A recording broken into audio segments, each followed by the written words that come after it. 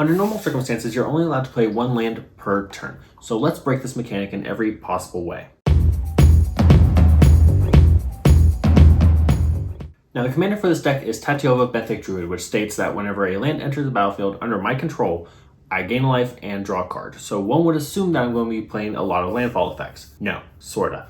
There's actually 3 triggers that we're going to leverage here. Whenever I gain life, whenever I draw cards, and whenever I play a land. But we have a problem. The first 2 triggers, life gain and card draw, are dependent on the number of lands we can play, and we can only play 1 land per turn. So we have 2 options. Either A, we increase the impact of each land we play, or we increase the number of lands we can play. Or in other words, quantity versus quality. Now starting with the quality component, we are going to be running a lot of landfall effects for obvious reasons. This includes mill, tokens, other tokens, card draw, more life gain for obvious reasons, and even more tokens. And also a lot of the lands do other things, such as create even more tokens. Basically, it's a bit of a token deck kind of wrapped up under not having to cast spells. Now, as long as Tatyova is out, we do get the gain life and card draw immediately whenever we play land. So let's beef this up as well. Now, with this in mind, we are also running Alhammer's Archive, which instantly doubles Tatyova's effects. This gives us 2 directions that we can go, either life gain or card draw. Let's focus on the card draw for a second. We are also running Consecrated Sphinx and Ominous Seas, which gives us a metric ton of card draw, which we can use to either deck ourselves or just use card draw triggers. With Ominous Seas, that allows us to make a bunch of Krakens on either our opponent's turns whenever they draw cards, or whenever we play lands. Now let's talk about some of the life gain effects. Now, given that Tatyova is green-blue, we don't have access to white or black, which means we don't have access to the good life gain effects, or we can't use our life in interesting ways, which is a little sad. But what we can do is we can utilize exponential growth, not the card, the concept. What I mean by this is we are also running a combo with Scoot Swarm and Prosperous Innkeeper. Now this gives us a ton of tokens and also a ton of life per Scoot Swarm that we make. Now that is a lot of life that we can either stall out the game with, or we are also running Aetherflux Reservoir as a late game ender. And also we are running Zuran Orb as a sack outlet for the land so that we can also gain more life, which if we have Alhammer's Archive, it's nothing to gain 100 life in a turn. Why do you want a sack outlet for your lands? Don't you, want to have as many lands as possible so you can cast as many spells as possible?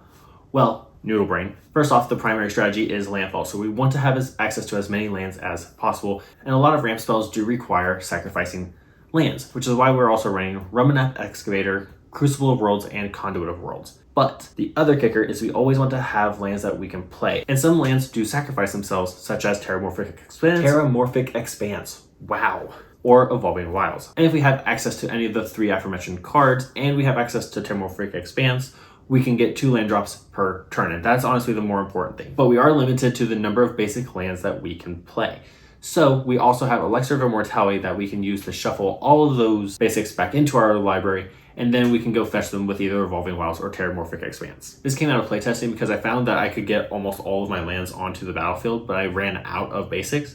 So I wanted to have a way I can throw them back into my library so I can keep getting those landfall triggers, because once they're on the field, you need to have a way to replay them. And you do also get the benefit of the life gain from Zuran Orb. And when it comes to the average mana curve of the deck itself, aside from Cultivator Colossus, which I do have the Cultivator Colossus and Abundance combo in here, and AC, there's not really a whole lot of creatures that are overly expensive. There are a few Krakens, but the average mana cost is about 4 or less. So you really don't need that many lands, which is a bit ironic. Now we've talked about quality, now let's talk about quantity. Now, as I said previously, we are limited by the number of lands we can play by the rules, but we're going to break this. First up, we have AC, which allows you to play additional land. We have Azusa, Lost but Seeking, which I believe is 2. And then there's also Oracle of Mul Daya and Druid Class, which I believe give you an additional 1 per turn.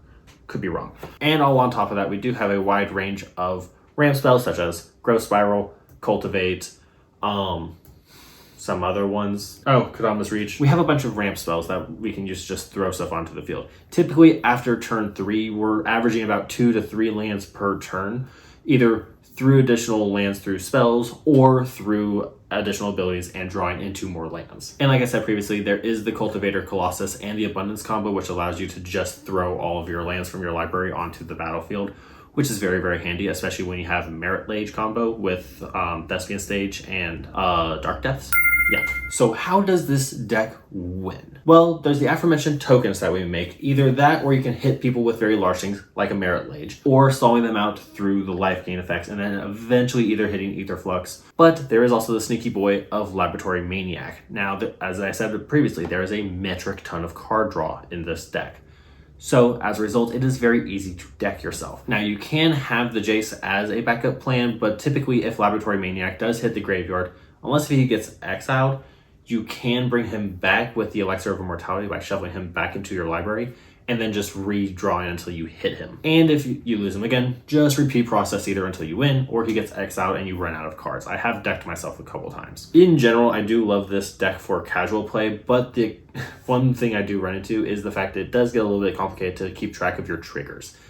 After a while, now this one's a little bit more straightforward just because I don't like having to basically run like an equation every single time I play, but it's still hard to keep track of all the triggers, especially whenever gameplay goes like this. Now, if you do want to try this deck out for yourself, as always, there is a deck list in the description below if you want to try it out, and also let me know of any upgrades you think I should maybe consider, or also if you want to play this deck, because honestly, this one is really fun, especially if you're just now learning. But with that being said, thank you so much for watching, and we'll learn something new in the next video.